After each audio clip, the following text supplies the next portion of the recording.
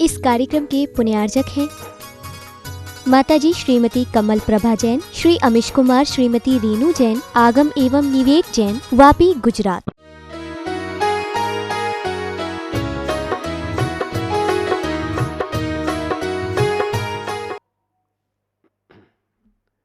आज हम फिर से कुछ नया सीखने के लिए, नया कुछ जानने के लिए यहाँ पर बैठे और इस भावना के साथ अपन सब बैठे कि हमें कुछ अपने आत्म कल्याण के लिए कुछ न कुछ सूत्र मिले।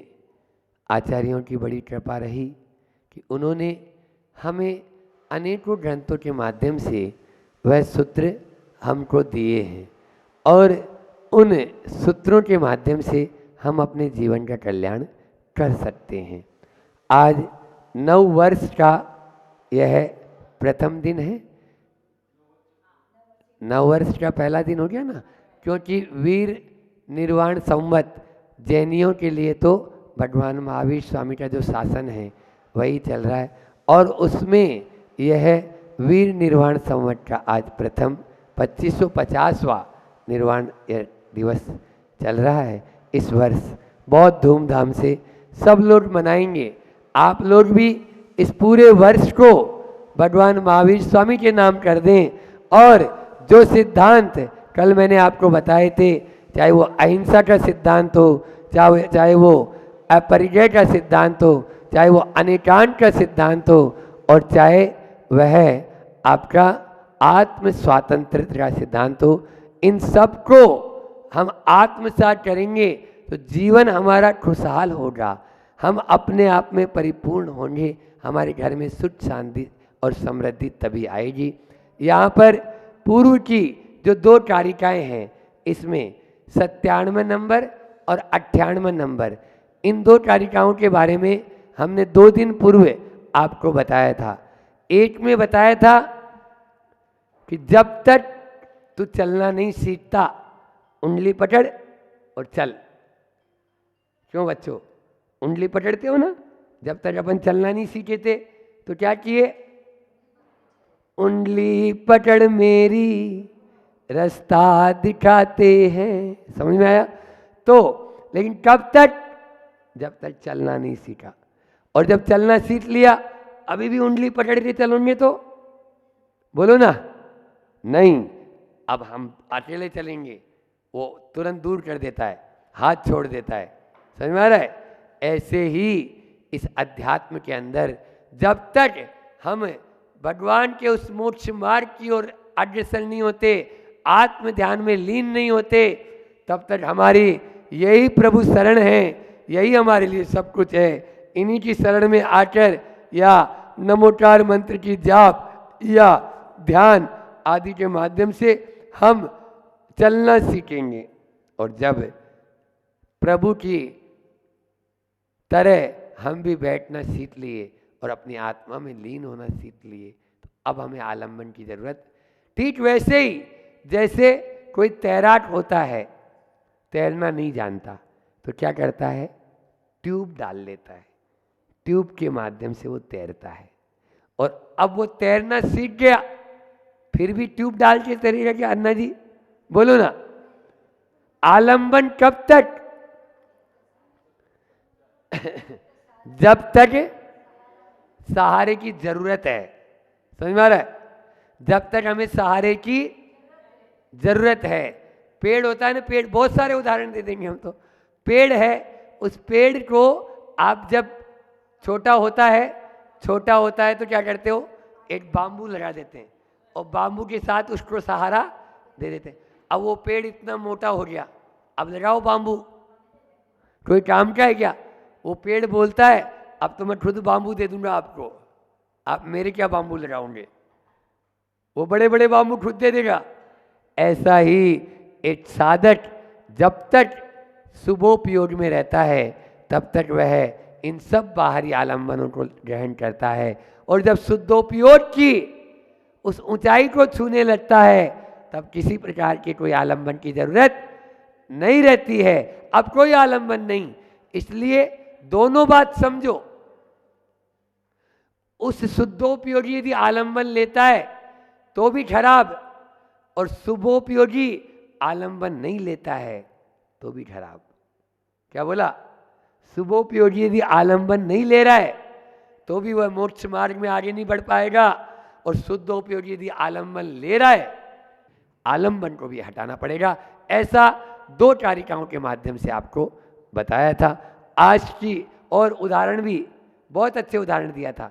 97 और 98 नंबर की कारिका में, दोनों कारिकाओं में एक एक उदाहरण दिया कि जैसे बाती होती है ना, बाती वो दीपक का सहारा लेती है और उस दीपक के सहारे से खुद भी दीपक बन जाती है। समझ में आया?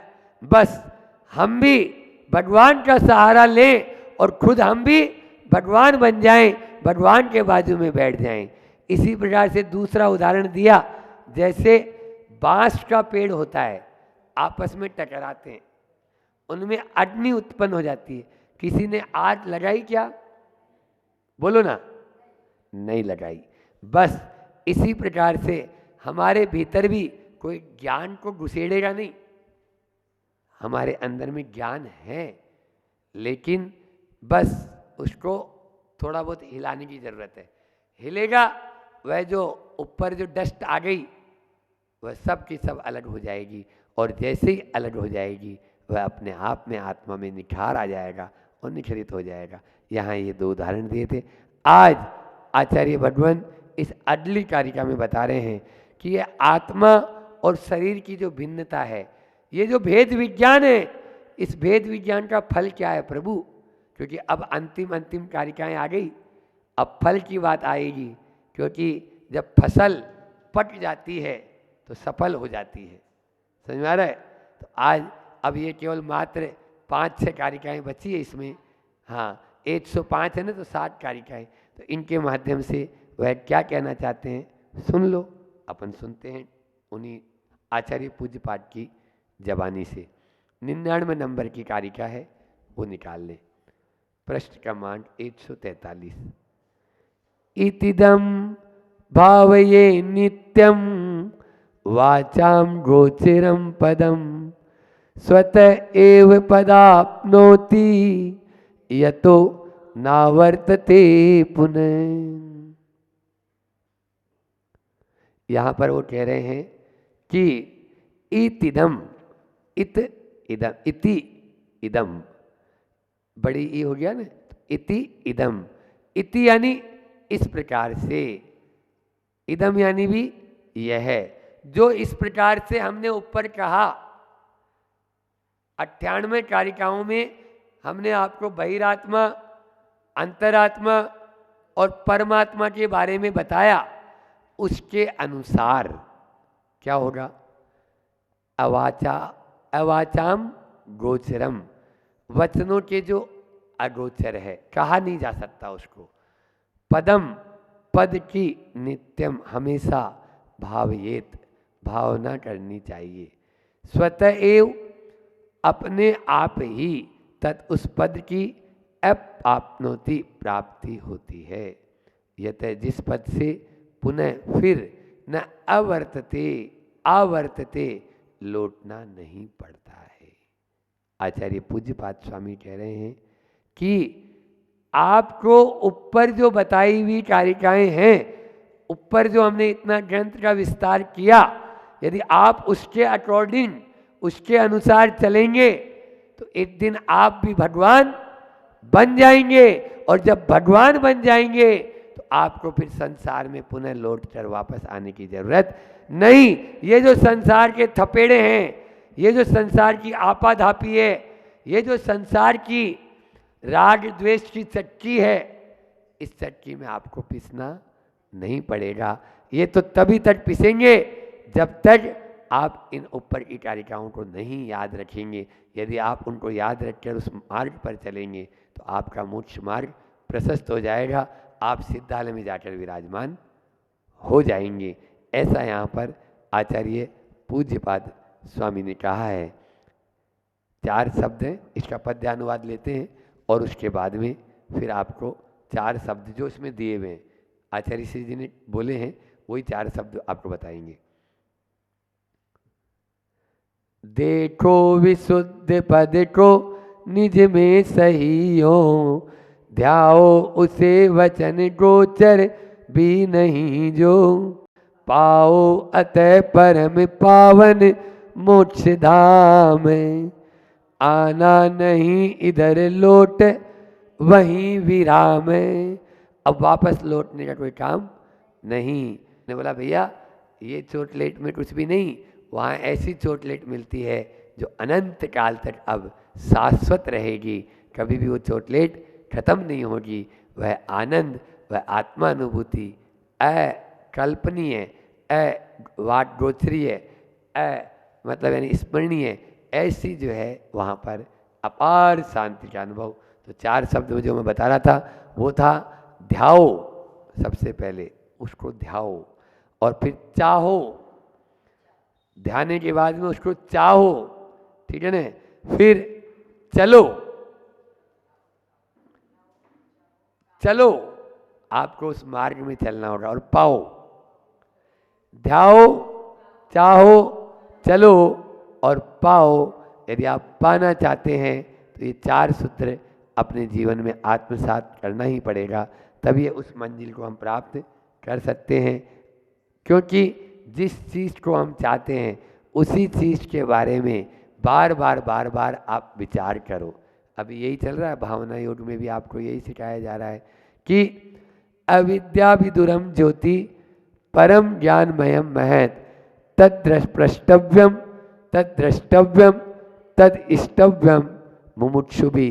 मुमुक्षु जो जीव है, वो मुमुक्षु जो मोक्ष की इच्छा रखने वाला जीव है, उसी को पूछे, उसी को जाने, उसी को ध्याए, उसी को बोले, उसी पे चले, तब उसी को पा जाएगा, अन्यथा वो नहीं पाएगा।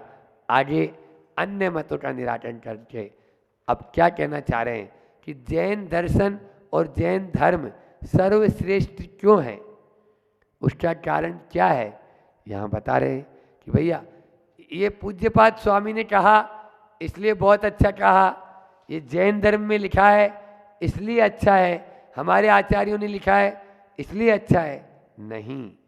अयत्न साध्यम निर्वाणम चित्त तत्वम भूतजम यदि अन्यथा योग तस्मस्मान दुष्टम योगिनाम क्वचित इति। यहाँ पर भूतजम, पंचभूत होते हैं, 5 भूत होते हैं।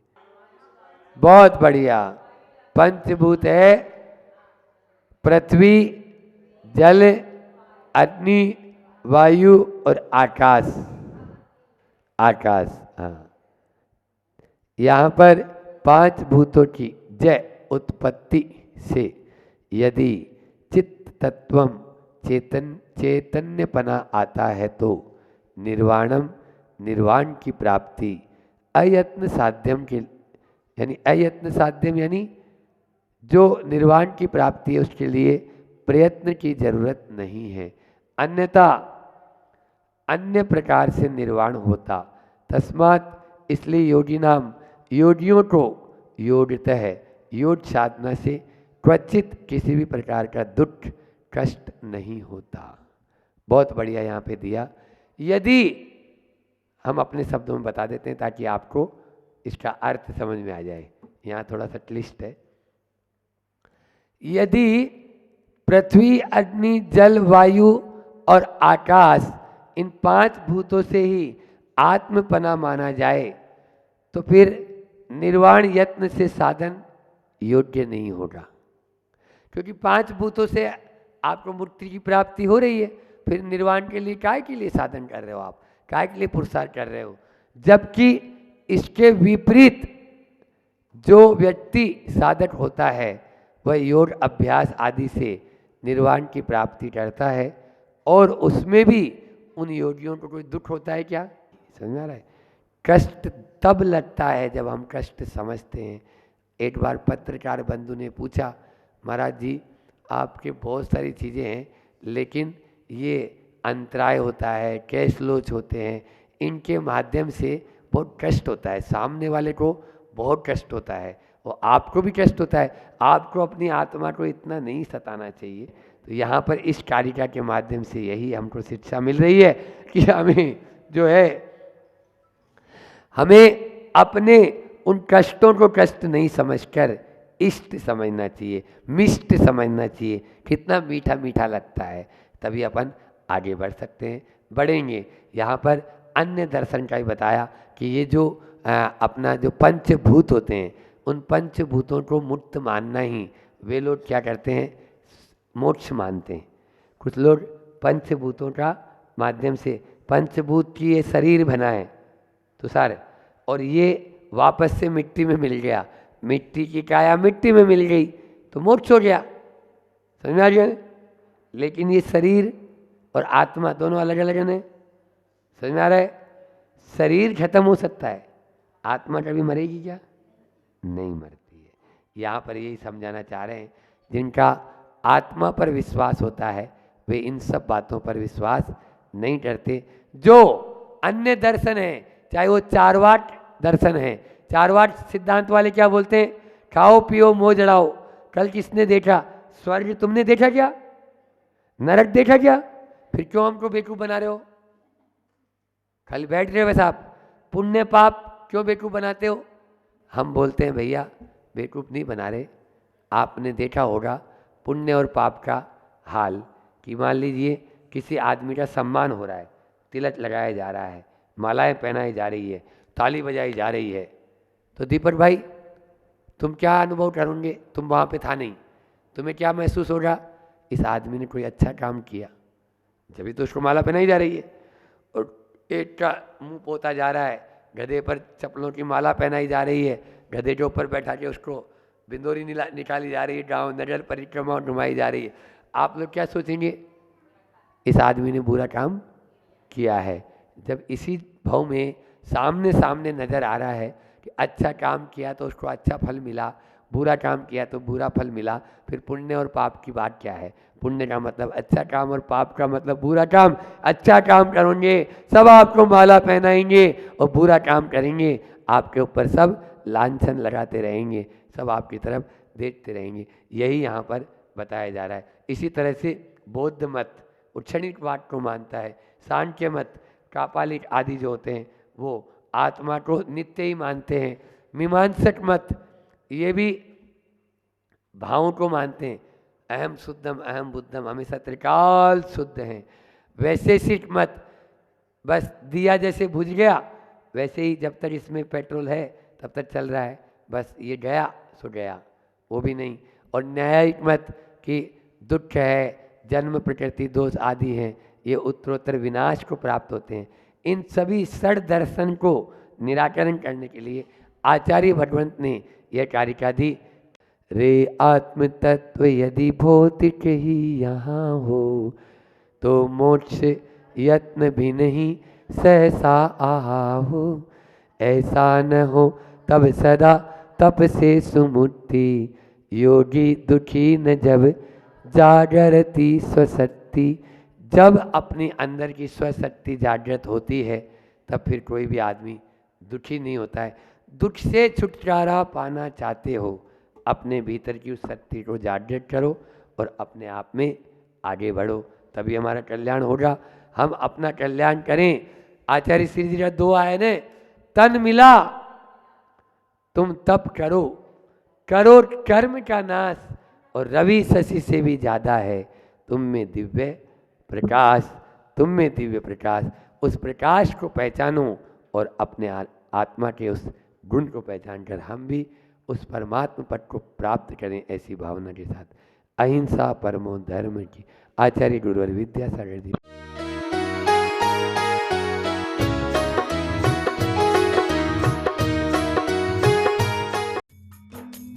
इस कार्यक्रम के पुण्यार्चक थे माताजी श्रीमती कमल प्रभा जैन, श्री अमिश कुमार, श्रीमती रीनू जैन, आगम एवं निवेक जैन, वापी, गुजरात।